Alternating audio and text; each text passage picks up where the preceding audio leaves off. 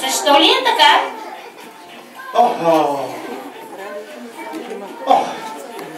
Обходих цялата планета.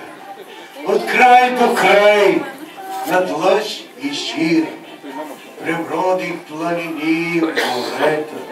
Вървях и ден и нощ без пир. Къде не обиколих само? Къде не стъпи моят крак? С тежката торба на рамо. Вървях и в ден.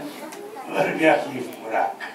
И ето ме при вас отново, обичащи игрите и снега. Да видя аз дали готови сте за срещата с Дяда Коледа! Нищичко не чувам! Готови ли сте? Чувам. Добре дошъл. Всички деца те чакат с нетърпение, нали така, мили приятели? Трябва да ви кажа, че и аз цяла година чакам да видя тези прекрасни очички, вашите усмивки, вашите гласчета като звънчета. Дядо Коледа, добре се забавлявахме с всички деца и сътворихме най-красивите коледни вълшебства. Не зная, това от писъмцето всичко си направила както трябва. Точно така. Чудесно, само че аз малко чакай да го пада. Чакай, дядо Коледа. Какви са тежки тези чували с си.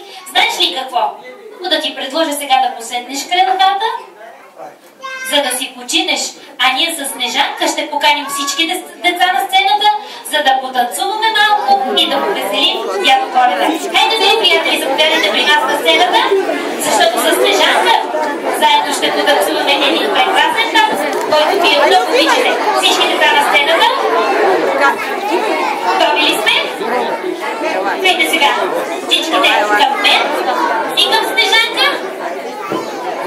Имате един любим танц, който вие много обичате, а и дядо Коледа много харесва.